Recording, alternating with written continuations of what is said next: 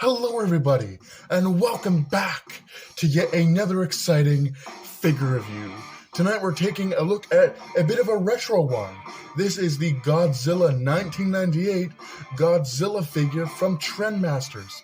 Which Godzilla figure from Trendmasters? Because there was a lot of them? I don't know, because just that, there was a lot of them. But here's one of the big Godzilla. I do have another one. Not on me, of course, because I'm in the middle of moving, but I do have one of the babies as well. So this marks my second Godzilla 1998 figure from Trendmasters. You can see him right here. Looks really cool. Now, I think he did have like a roaring motion, or that's just to move his mouth. But he does have a battery pack in the bottom of him, so I think he did have some sort of sound effect feature to him. But I got this one at a flea market, so obviously there's not really anything going on for him other than just looking cool and having a little bit of articulation. But this is Godzilla from the 1998 American movie that nobody liked, except me for some reason. But going into articulation, his legs move back and forth. Does have a nice, really clickety-clackety joint there, making me nervous. And then he does have a joint here at the kind of knee here, so that works well. And it's the same as on the other side. Does have some moving parts. It's like a really, sometimes it's really loose and sometimes it's really stiff. It makes me very concerned. But there's that. He does also have up and down movement for his arms. So that's really cool. Looking at some of his details here, looks really good. Pretty solid for the time, and it gets the job done for looking like the 1998 version of Godzilla. I like these spines here. Looks really cool. Continues down through the tail, and all this detail is really nice looking. This is aged pretty decently from as far as I can tell. He just looks awesome. The design of this Godzilla I really like, and I still like it as an adult, and having seen more Godzilla films other than just this one. I know it doesn't really do the whole Godzilla thing. You know, he runs away from the military. He's just kind of like a giant animal, and there's nothing really that screams Godzilla about him. But as just a regular monster movie, I think he's okay.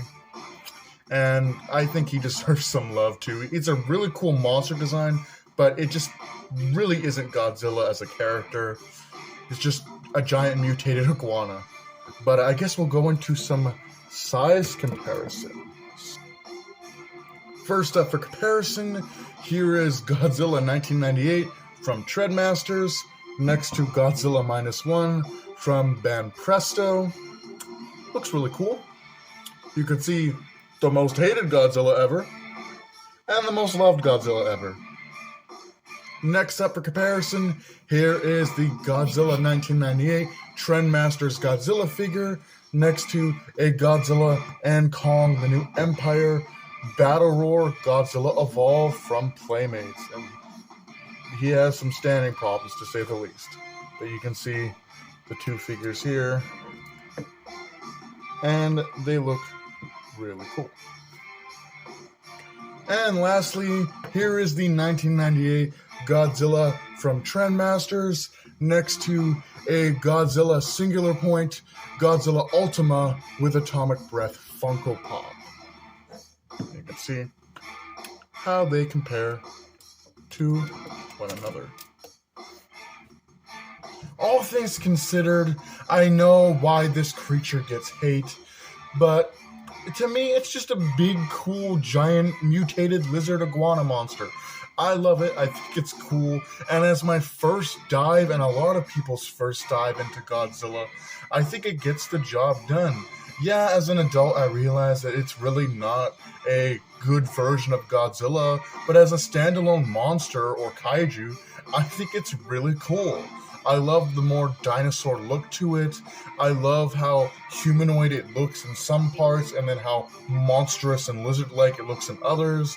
The really cool dorsal spike arrangement that this version of the G-Man had is awesome, and it just looks like a badass creature design. With that being said, hope you guys enjoyed my look at this vintage Trendmaster Godzilla 1998 figure, and with that, do take care, have a great night, and I'll see you in the next video.